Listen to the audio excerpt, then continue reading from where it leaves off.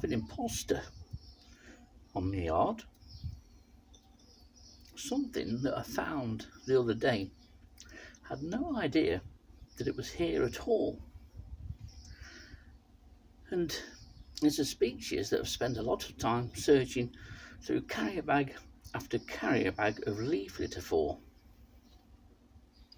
I was shocked when I saw it, and it's in this pot here, in which I have a selection of ferns and some pieces of bark.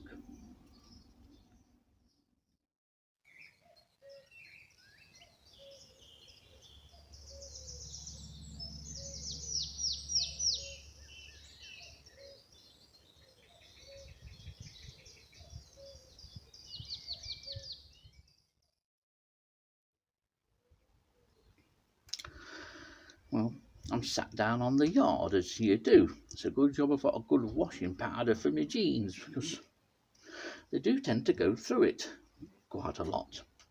And I've got one knee now that is incredibly wet and probably going green because of the moss and the algae that's on the yard. But that's an important habitat on the yard, the moss. I love the moss because it makes a great background for many species that are featured and illustrated on the website.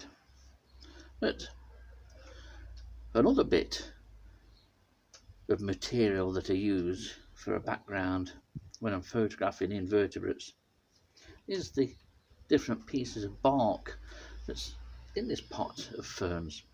And this bark in particular, or piece of wood, I used it only the other day. I think it was a spider that I was photographing.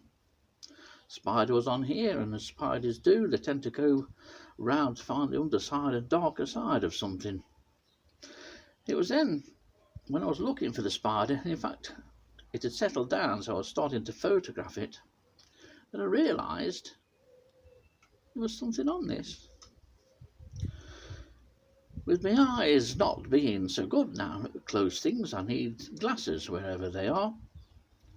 But I thought, that has a strange familiarity about it, but it was another one of those it can't be, can it moments. And like the it can't be, can it moment I had recently at Retford Cemetery. It was a false scorpion here within a few feet of the back door. How they've got it here, I've no idea. They could have come off the piece of wood, could have come off the section of log which has been laid at the bottom of the garden for about 25 years. But this pot's been set up here for these ferns for at least 2, possibly 3 years. And I never dreamt that on here there would be a false scorpion. I took some photos and it turned out to be Tithonus ischnacelles, a species that I'd been after throughout the winter, sorting through carrier bag after carrier bag full of leaf litter. Yet here it was, a few feet from the back door all along. And then even more surprisingly, when I was photographing the one here, I noticed another one here. So there's obviously a viable population.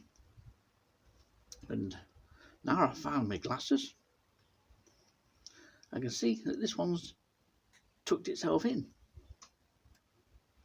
But it's amazing. So once again, invertebrates illustrate perfectly how, in many cases, you don't have to go more than a few feet from your back door or into your garden to find something interesting.